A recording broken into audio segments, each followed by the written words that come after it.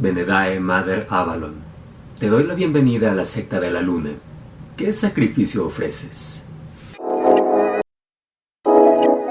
Bienvenidos una vez más, moradores de Desván sobre el Tejado. Mi nombre es Jaime Cano y les doy la bienvenida a un nuevo video, esta vez sobre la secuela del Príncipe del Sol. Para La Ladrona de la Luna, les adelanto que estamos ante una secuela mucho más oscura, mucho más madura y en donde hay una tensión dramática, prácticamente desde el inicio del libro hasta el final. Los que recordarán el final del primer libro y esa vuelta de tuerca tan inesperada, tan trágica y dramática, pues van a tener mucho de eso en sobre todo la primera mitad de la novela. Y parece que la autora Claudia Ramírez Lomelí ha seguido esas reglas escritas en piedra por George Lucas con su Guerra de las Galaxias desde los años 70 y 80. Y es que la primera parte es la aventura en la que conoces a los personajes y la segunda es donde todo se pone mucho más oscuro y donde conocemos a nuestro villano principal. Este análisis lo he dividido en dos partes. La primera va a ser una lectura más general de lo que hay en la novela. Las cosas que me gustaron, las cosas que quizá no tanto. Y en la segunda es la versión con spoilers de esta crítica, en donde voy a exponer con todo detalle qué me parecieron los personajes, los nuevos giros de tuerca y demás detalles interesantes que hay detrás de esta historia.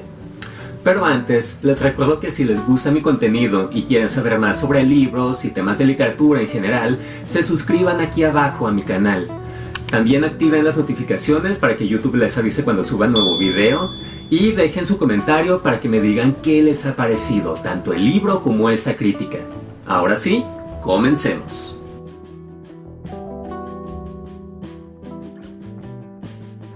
Como les mencionaba hace un momento, estamos ante el Imperio contraataca del mundo de Fenrir. Y es que aquí la historia que vamos a presenciar es una mucho más madura en el aspecto emocional. No solamente porque los sucesos trágicos del libro pasado han impactado profundamente a todos los personajes, a toda la banda, sino que vemos una evolución en su forma de ser. Emil, por ejemplo, ya no es el niño asustadizo o dubitativo del primer libro. Aquí ya se ha asumido por completo como el nuevo monarca de la Nación del Sol. Desde los primeros capítulos, Claudia nos pone en el contexto necesario y va marcando el tono también de su historia. Es decir, esto inicia como una tragedia en la que los personajes han perdido bastante, pero que aún así tienen que asumir sus responsabilidades y deciden seguir adelante. No solo por el bien de ellos mismos, sino por el bien de toda la gente. Ahora estamos ante un nuevo conflicto, y este es que el sol no ha salido como lo hace con regularidad todos los días. Ahora las noches son más largas y los días son más cortos, lo que puede representar una gran desventaja para los Solaris. No saben qué es lo que está ocurriendo, por qué está sucediendo ese fenómeno natural, pero hay algo claro. El reino de la luna está tomando más poder en ese momento, y Emil tiene que descubrir qué es lo que sucede.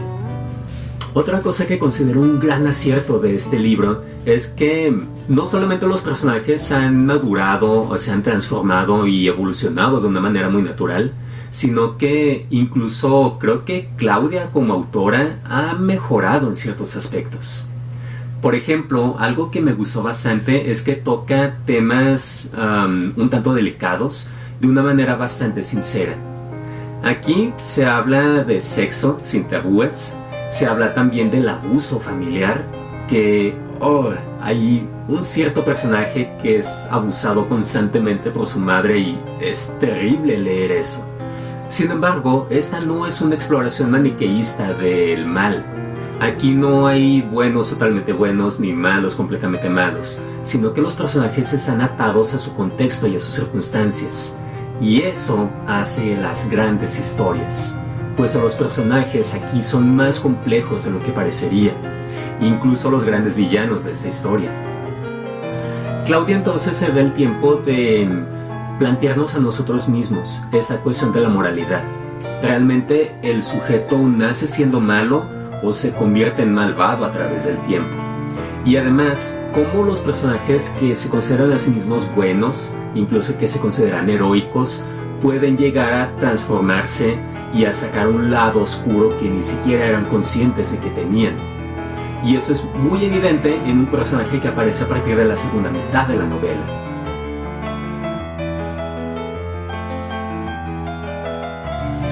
Ahora hablemos de los personajes.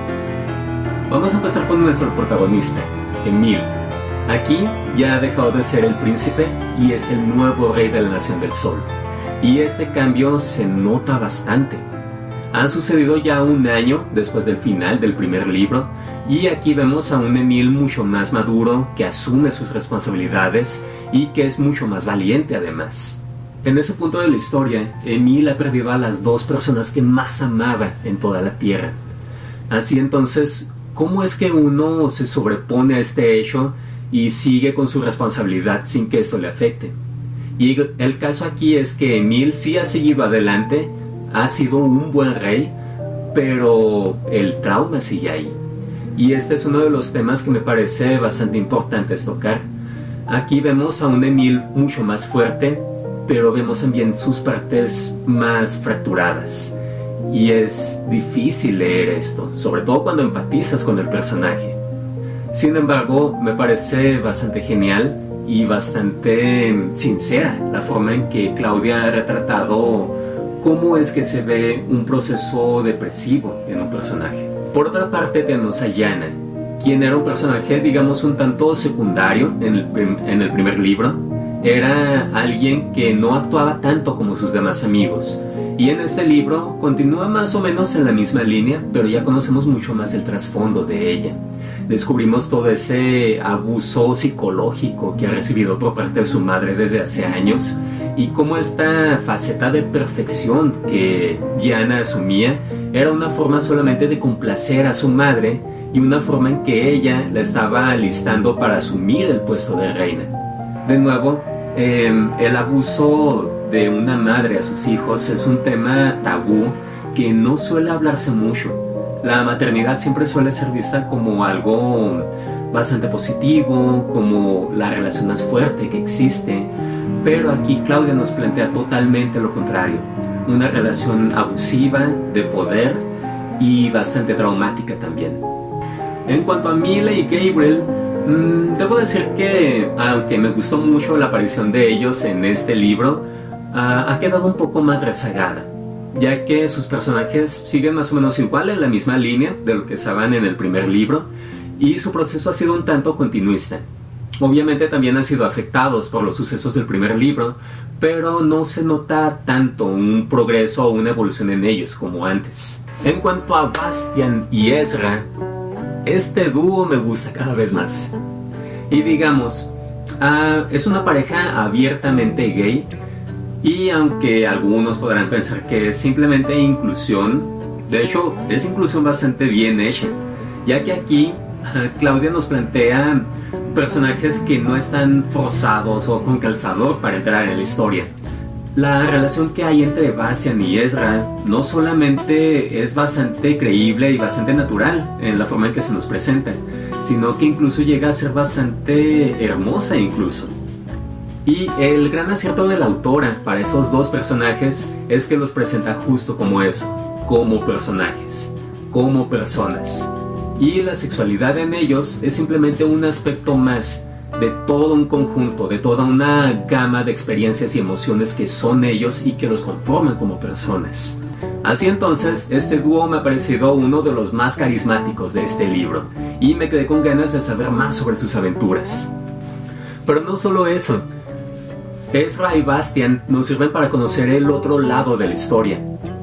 Aquí, digamos, Fenrir ya se ve mucho más extensa. Ya no conocemos solamente el punto de vista de las personas de la Nación del Sol, sino que ya hay mucha participación de parte del Reino de la Luna también. Y debemos aclarar que aquí el Reino de la Luna no es un enemigo como tal. A pesar de que hay esta tensión política, hay muchos personajes buenos y que apoyan a Emil también de este lado. Y Ezra y Bastian son, digamos, esa línea conectora entre los dos reinos. Pero también tenemos nuevas inclusiones en este libro. Y los personajes que más me gustaron fueron Alistar, como este personaje, digamos, un tanto serio, pero que tiene su carisma particular. Pero sobre todo, Nair. Nair, que es esta chica un tanto extraña, un tanto macabra en la forma como se expresa, pero que es al mismo tiempo el comic relief de la historia. Un personaje que es bastante agradable y que siempre que salía me sacaba una sonrisa. Sin embargo, aquí tenemos a nuestra reina, Lyra, la hermana de Bastian. Es, creo que mi personaje favorito de este libro. En términos narrativos, hay un gran acierto por parte de Claudia en este caso, ya que conocemos a Lyra, pero a fragmentos, casi siempre por lo que Bastian nos está contando sobre ella, de cómo era abusiva con él cuando era niño, de cómo llegó a volver loca a su madre con sus ilusiones, pero más allá de eso, no sabemos sobre ella. Durante casi la mitad del libro, Lyra ni siquiera aparece. Sabemos que es la nueva reina, pero no se deja ver ni siquiera por sus propios súbditos. Así pues, se va creando todo un aura de misterio alrededor de ella. Pero cuando realmente aparece, es simplemente genial. La forma en que no hablen, que no voy a revelarles aquí porque no lo hace, y cómo se comunica a través de una de sus ilusiones, me ha parecido simplemente genial. Qué manera de presentar a una gran villana. Pero no solo eso. Recordemos que aquí los personajes no son maniqueístas, no son ni completamente buenos ni completamente malos. Así que cuando vemos la historia de fondo de Lyra a través de una de sus ilusiones, descubrimos que era una chica simple en realidad, que no recibió el amor que esperaba por parte de sus padres y que incluso fue rechazada por ellos. Todos estos hechos, la forma en cómo fue tratada en el orfanato también, como activa su nueva familia y a la secta a la que le invitaron, fue lo que transformó a Lyra en lo que es en realidad. Parece ser que la tesis de Claudia en este libro es que uno no nace con el mal. Uno se vuelve al mal por las circunstancias que tiene. Ahora, vayamos con uno de los puntos más controvertidos de esta historia. Unos seguramente lo amarán, otros lo odiarán, pero es muy interesante de analizarlo. La aparición de Helion. Sí, resulta que Helion no estaba muerta. Lo que vimos al final del primer libro fue solamente una ilusión de Lyra, y realmente ella ha estado presa en el reino de la luna desde hace un año, porque Lyra y los demás miembros de la secta creen que ella es la sucesora de Avalon. Y bueno, cuando leí esto me voló la cabeza a medias. En primera, porque si bien el final del primer libro me tomó por sorpresa y en verdad me dejó con la boca abierta, una vez que medité el final y medité al personaje de Helion, que tenía ciertas características que la volvían un tanto interesante, misteriosa, como este hecho de que pudiera dominar los poderes tanto del sol como de la luna, y que de pronto la mataran así de golpe, me pareció extraño, como que aquí anda algo mal. Y bueno, George R.R. Martin, el creador de Juego de Tronos, es muy tajante con la idea de que si un personaje ya está muerto, lo dejes muerto, ya que revivirlo es una forma como, digamos, se pierde un tanto el efecto dramático y realista de la historia. Sin embargo, entiendo por qué el autor ha tomado esa decisión, y de hecho se ve como bastante orgánica, no como algo que se haya sacado de la manga de repente, sino que estuvo planeado desde el principio. En ese sentido, es una manita arriba. Por otra parte, otra de las cosas que me han gustado de la novela es la ambigüedad del título. La ladrona de la luna. Descubrimos que a fin de cuentas no es Lyra, sino que es Helion. Y esto lo sabemos ya casi al final de la historia. Es un recurso narrativo pequeño, pero que me ha gustado bastante. No todo es miel sobre hojuelas en Fenrir. Y el caso aquí es que hay algunos fallos que he notado.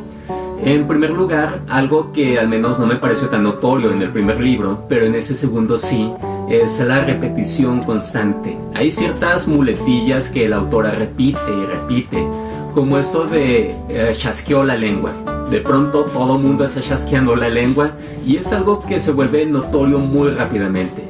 Por otra parte, aunque se intuye un poco porque es que el Sol no ha salido a sus horas regulares, realmente nunca se explica. Es decir, era cuestión de Helion, era cuestión de Avalon, de Lyra. Queda un tanto en el aire este punto de la historia. Y hablando de cosas que quedan en el aire, digamos, la trama de Lestra, de toda esta gente rebelde que quiere matar a Emil, se plantea muy bien al principio, de una manera muy interesante, pero de igual manera simplemente ya no se habla de ello. Tenemos una referencia ya hasta el final, en las últimas páginas, pero digamos, a pesar de que sabemos de que esto va a ser un punto fuerte en el tercer libro, se siente como un tanto desconectado del resto de la historia. Me hubiera gustado más una pequeña subtrama sobre Lestra que se cerrara, al menos en esta primera parte, y ya dejar todo lo interesante de Lestra hasta el tercer volumen.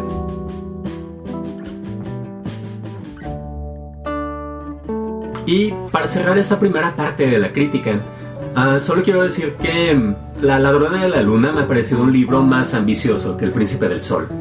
Aquí la historia se va extendiendo, pero se va notando poco a poco ya los hilos, digamos, los hilos argumentales que la autora quiere enlazar desde el primer libro hasta el tercero. Así que este segundo volumen se siente mucho más robusto en ese sentido. En general, un libro que me ha gustado bastante y que me ha dejado con ganas de mucho más. Por lo que plantea al final, se nos viene una tercera parte totalmente épica. Y bueno, eso ha sido todo por el video del día de hoy. Si te ha gustado, suscríbete, aplica las notificaciones y nos vemos en la siguiente ocasión. Hasta luego, moradores.